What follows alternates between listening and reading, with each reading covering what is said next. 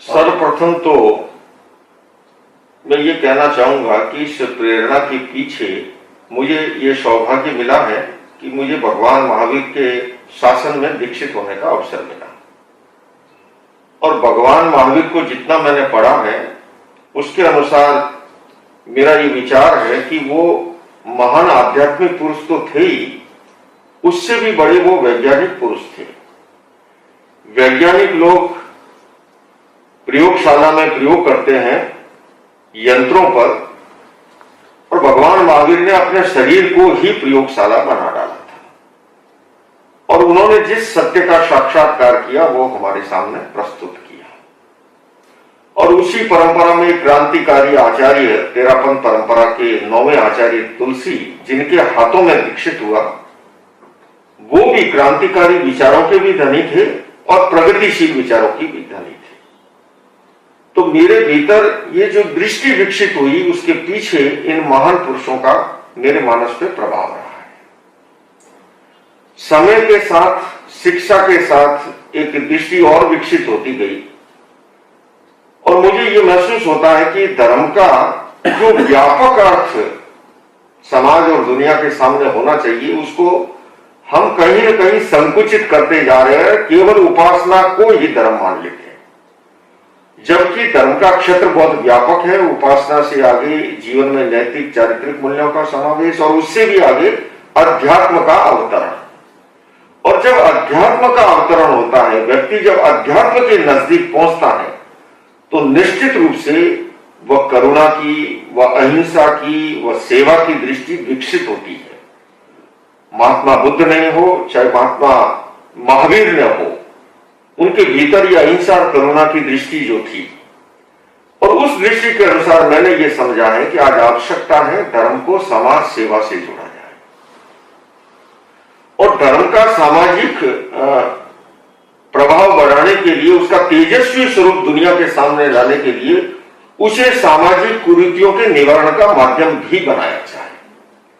और इसीलिए अहिंसा विश्व भारती और उसका संस्थापक अध्यक्ष होने के नाते भी जब मैं दुनिया भर में जाता हूं, इन्हीं मूल्यों को और विचारों को लेके, अहिंसा के, करुणा के, शांति के, सद्भावना के, समाज सेवा के, तो इस उहापों को शांत करने में भी मुझे महावीर की दृष्टि बहुत ही कारगर सिद्ध हुई है। और मैं समाज से भी अपील करना चाहता हूं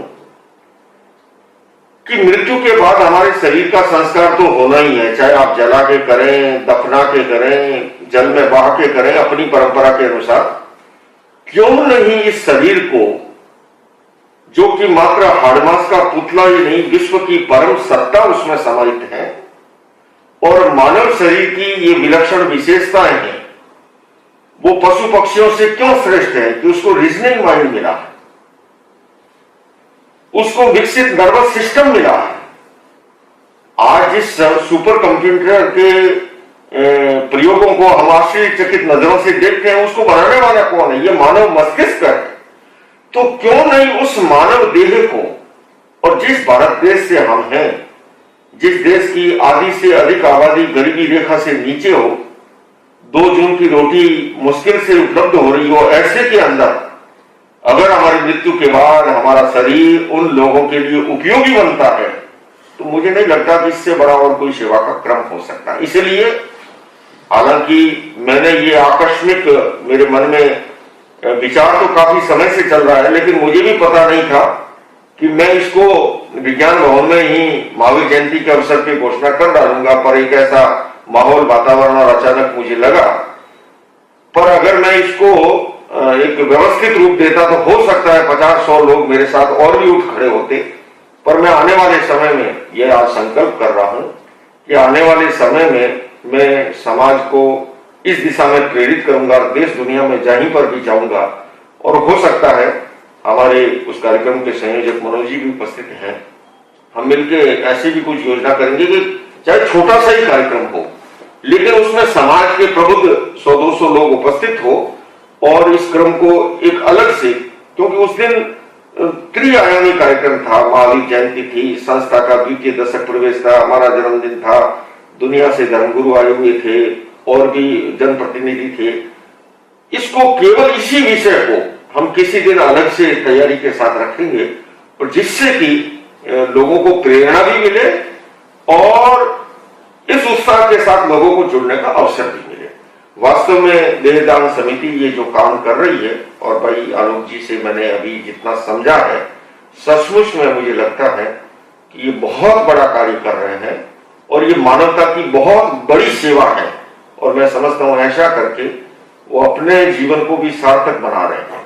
तो मैं देहदान समिति को भी, उनके समस्त पदाधिकारियों को भी इस बात के लिए साधुवाद भी देता हूं। वो इतना श्रेष्ठ कार्य कर रहे हैं और हम सब मिलकर के इसको आगे बढ़ाएं। मैं यही कहूंगा, आओ मिलकर बैठे, आपस में बात करें, 4 कदम ही सही चलने का साथ करें। यूं तो दूरी से दूरी बढ़ती जाएगी, कभी तो हम खुद से खुद की मुलाकात करें। ओ